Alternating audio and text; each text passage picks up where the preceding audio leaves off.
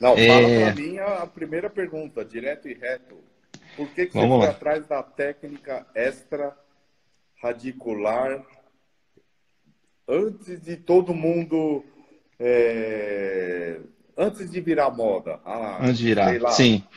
oito Na anos verdade, atrás?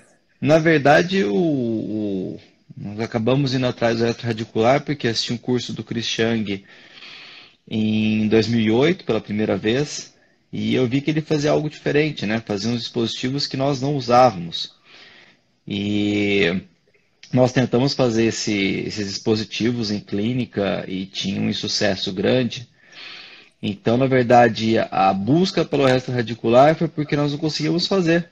Então, a primeira vez que eu fui para Taiwan, em 2013, foi para buscar conhecimento, tanto da técnica quanto do material que ele utilizava.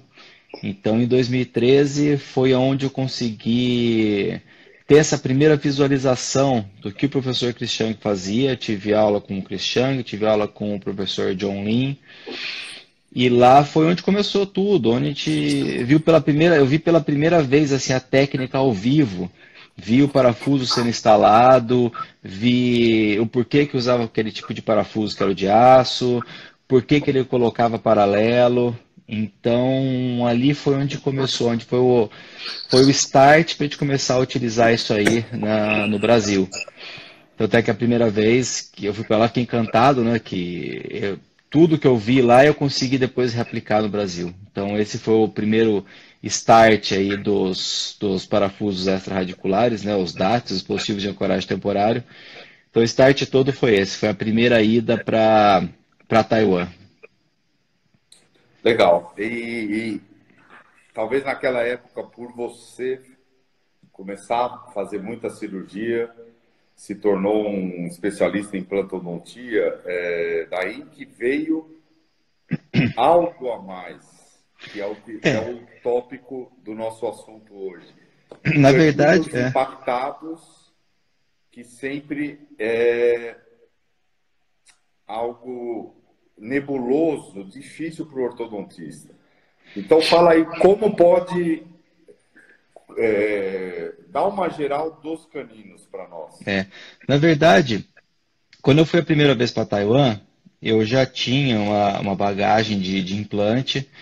Eu já tinha uma bagagem cirúrgica e nós fizemos lá um hands-on com porco, aonde nós fazíamos uma técnica de enxerto, que era a técnica vista, que na verdade é uma técnica de enxerto, que foi preconizada por Zadé.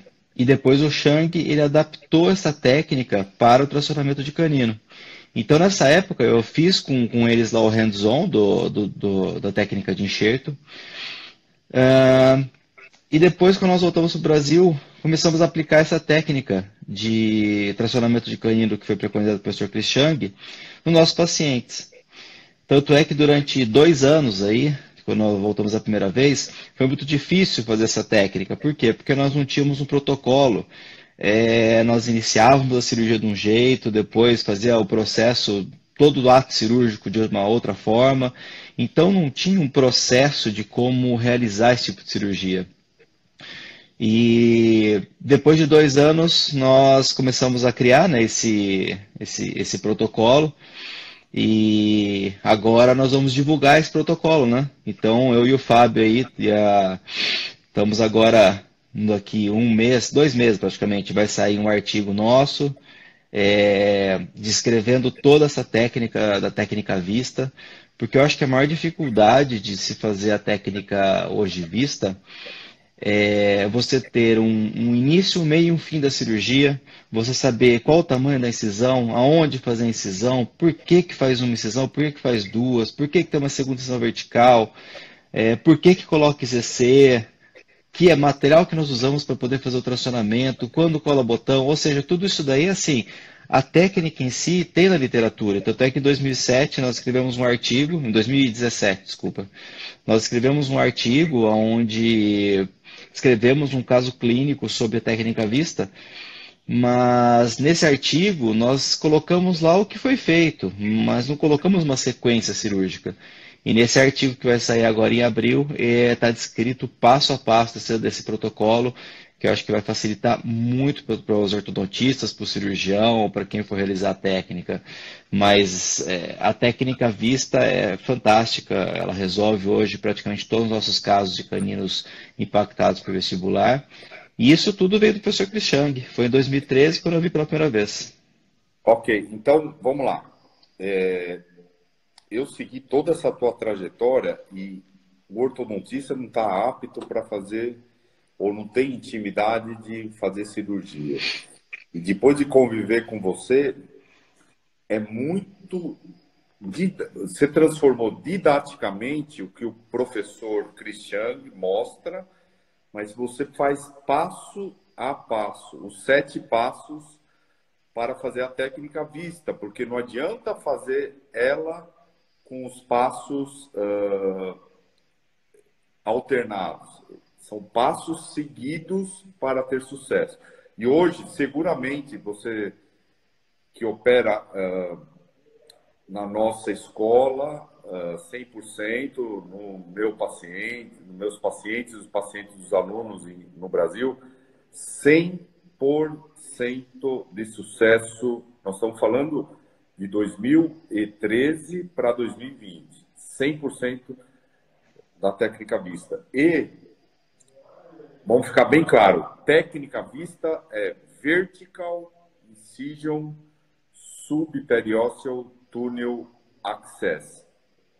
É uma técnica periodontal feita pelo professor Zadeh, da Universidade do Sul da Califórnia, que o Christian tem contato. Ele fez a técnica vista para ortodontia. 100% de sucesso para caninos por vestibular. Correto? Correto. A técnica vista ela é indicada sempre para canino por vestibular, porque hoje nós trabalhamos basicamente com 2 técnicas. Ou nós trabalhamos com a técnica vista, que é quando o canino está por vestibular, ou nós trabalhamos com a técnica de tracionamento aberto, quando o canino está por palatino. Aí você fala assim, você resolve todos os casos com essas 2 técnicas? Se o canino estiver por vestibular ou se estiver por palatino, sim. O único porém que nós não conseguimos resolver é a anquilose. Agora, se o dente não tiver anquilosado, tiver por vestibular e tiver por palatino, é resolvido. Nós fazemos o tracionamento. Tanto é que nós temos um índice de sucesso aí para a técnica à vista de 100%. Você fala assim, qual que é o maior sucesso entre técnica à vista e técnica de tracionamento de canino aberta? Falo para vocês que a técnica à vista é 100% sucesso. Por quê? Porque normalmente nós operamos crianças. A faixa etária aí dos pacientes que são operados na técnica à vista é de 10 a 14, às vezes 16 anos. A grande maioria dos pacientes, os adolescentes, exatamente, crianças e adolescentes. Já o canino por palatino é diferente, existem pacientes mais velhos, né? Aguenta aí o canino por palatino. Então, a técnica à vista é, assim, eu posso falar porque você faz a cirurgia e eu toco a biomecânica. Nós estamos falando de 3 a 4 ativações, 4 a 6 meses, e o canino está na posição, correto? Correto. Quanto mais apical ele tiver, melhor ele é, melhor o prognóstico.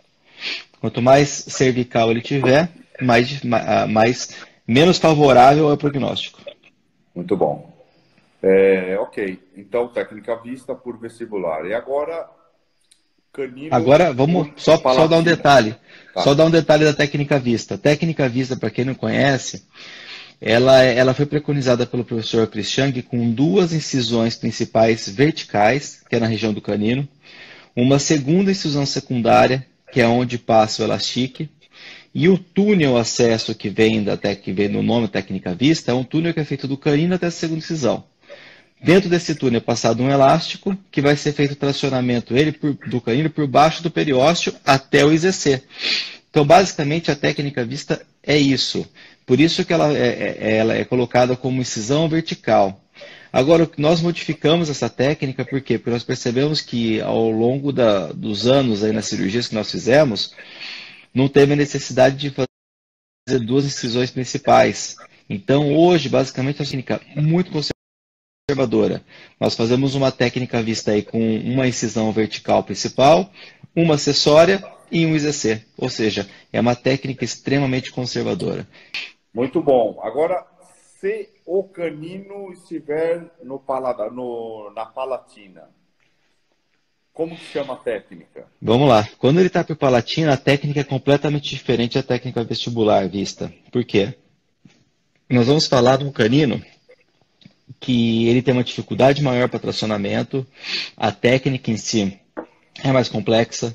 Então, quando nós demonstramos a técnica vista, demonstramos a técnica por palatino, nós percebemos assim que a teórica da técnica palatina é muito mais fácil, mas a prática da técnica palatina é mais difícil. Por quê?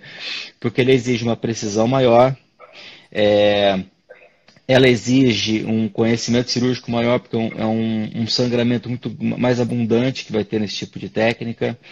É um canino que, se o paciente tiver com ele impactado ali por 15, 20 anos, ou seja, paciente, vamos supor, paciente acima de 30 anos, existe uma chance muito maior de anquilose. Então tem que tomar cuidado com a anquilose. Você fala assim, existe um meio de ver anquilose? Existe, uma tomografia. É 100%? Não, não é 100%. Pode passar, às vezes, uma anquilose que a gente não percebe na tomografia. Mas a tomografia vai nos ajudar muito a diagnosticar esse tipo de caso. E se você tiver qualquer dúvida, tá, nesse canino, você pode pedir até uma tomografia mais específica, tá? Por exemplo, uma Praxon 3D, que tem uma resolução muito maior. Então, são detalhes que isso vão te ajudar muito nesse tipo de cirurgia. E a técnica palatina é a técnica aberta, é a técnica feita por palatina. Nada mais é do que o professor Christian chama de janela aberta. Tá? Nós expomos o canino inteiro, tiramos todo o tecido que tem em cima dele e deixamos ele ter uma irrupção passiva e temos uma cicatrização, um tecido cicatricial ao redor do canino, fazendo com que você diminua esse volume do tecido e o canino se exponha sozinho. Vocês vão falar, se expõe? Sim, nós temos que aguardar normalmente em torno de 45 a 60 dias para esse canino ter essa erupção passiva e uma retração cicatricial, que faz com que o tecido diminua de volume. Então você tem dois passos, o canino ele vai irromper e o tecido vai diminuir de volume. Então o canino ele aparece inteiro para você na boca. Fica muito mais fácil o tracionamento. Mas simplificando, a técnica palatina, a técnica aberta, é quando nós localizamos o canino e fazemos uma abertura ao redor do canino, expondo a coroa inteira. Só que o importante é aguardar. Muita gente fala assim, eu quero colar um botão na mesma sessão, quero fazer o tracionamento. Não, está errado. Sempre que nós fazemos a técnica aberta, nós abrimos o canino, deixamos ele exposto, depois de 45 a 60 dias é que nós vamos colar botão e fazer a mecânica. A mecânica eu sempre digo, sempre quando eu falo desse tipo de técnica, a mecânica depende do que você faz no seu dia a dia. Eu estou muito acostumado a utilizar DATS. Ótimo, utilize DATS. É o que eu faço, é o que o Fábio faz. Eu estou acostumado a utilizar mecânica com alça. Ótimo, faça mecânica com alça. Eu quero usar uma barra transpalatina. Ótimo, faça a barra transpalatina. O importante é você planejar como você vai fazer a mecânica, porque o canino vai estar exposto. Depois que ele expôs, é você colar o acessório no canino, pode ser um botão, pode ser um bracket, e começar a fazer toda a mecânica. É o que o doutor tem mais habilidade, correto? Exatamente. Para nós, a gente sempre fala isso nas nossas aulas. Hoje, colocar um DAT no palato é 1000 vezes mais fácil que colocar uma barra transpalatina. Mais rápido, mais seguro para o paciente. Falam, vai colocar, vai perfurar o paladar, tem que perfurar, não há problema. Nós vamos falar em 1 minuto de colocar algo no palato para fazer 2 bandas e a barra transpalatina leva mais tempo. Então tem que ser mais confortável, mas o profissional tem que estar seguro do que está fazendo, correto? Correto. E uma coisa importantíssima aí que você está colocando é o seguinte: quando você vai fazer a instalação no Palatina, você tem que tomar muito cuidado, porque quando você vai fazer um canino impactado, você tem que colocar a cabeça do dispositivo na altura do canino.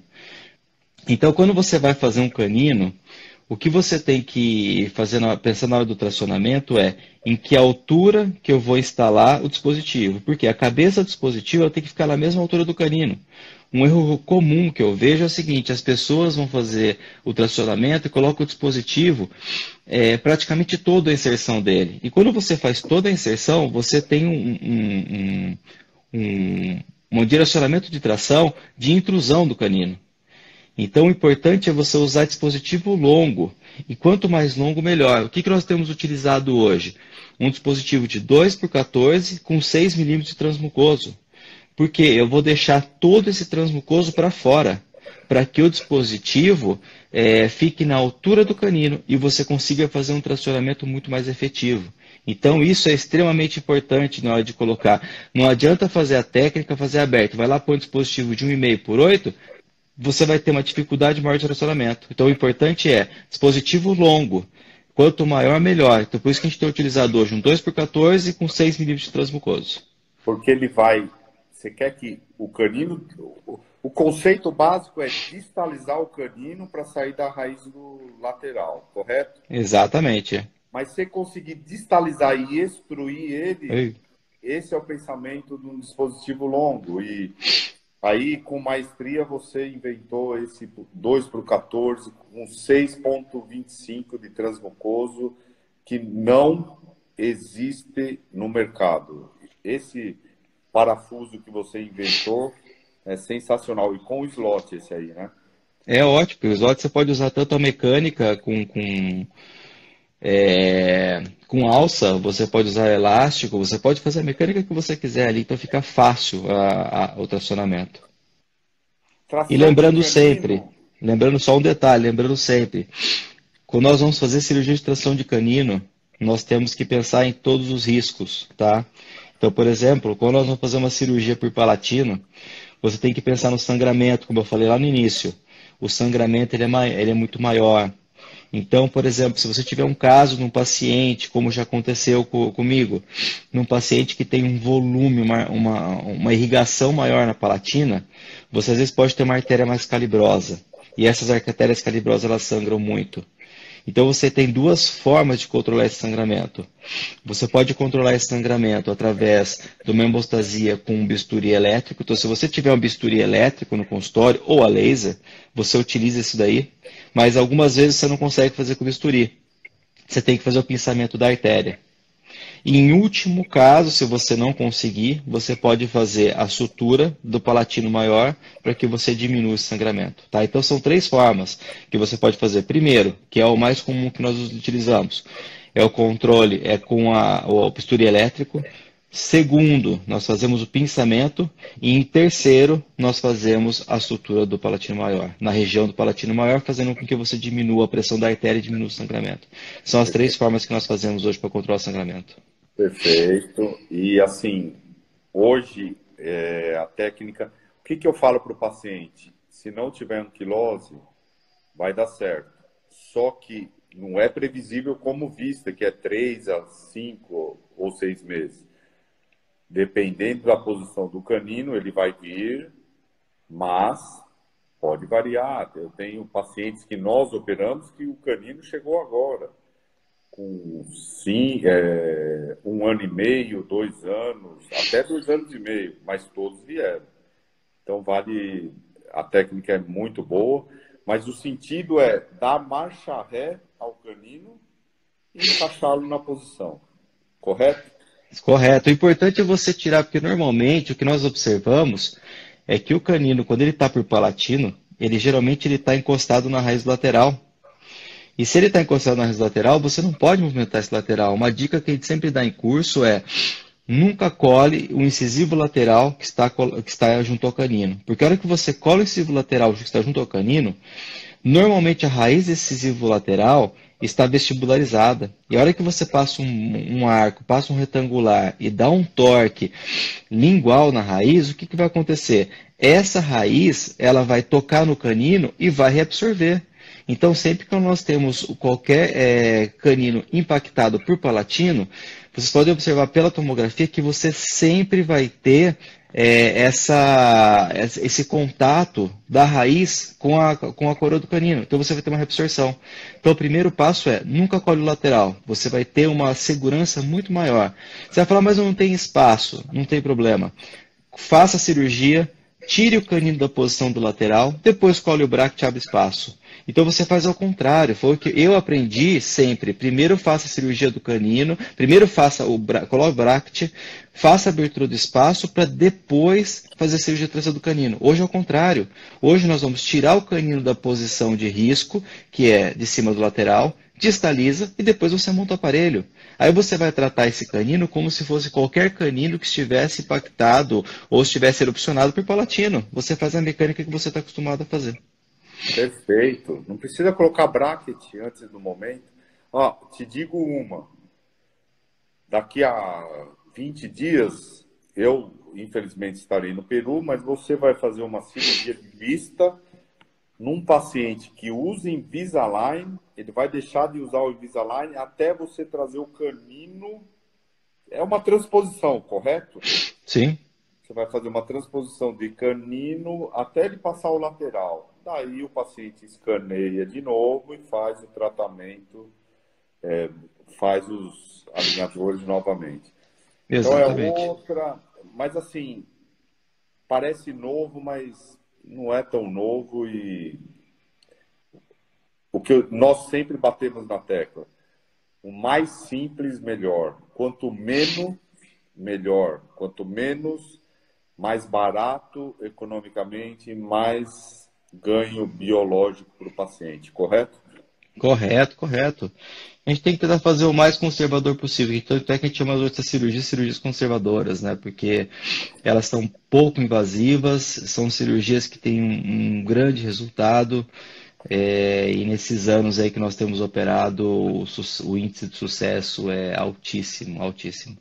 Obrigado a todos aí. Hoje foi a nossa maior audiência. A gente acredita que ao longo desse ano aí nós vamos ter uma audiência maior, porque nós estamos toda sexta-feira aqui. Então, quem puder falar para os outros amigos aí, para os colegas, que toda sexta-feira estamos aí, tá? E para divulgar um pouquinho mais a ortodontia, tá bom?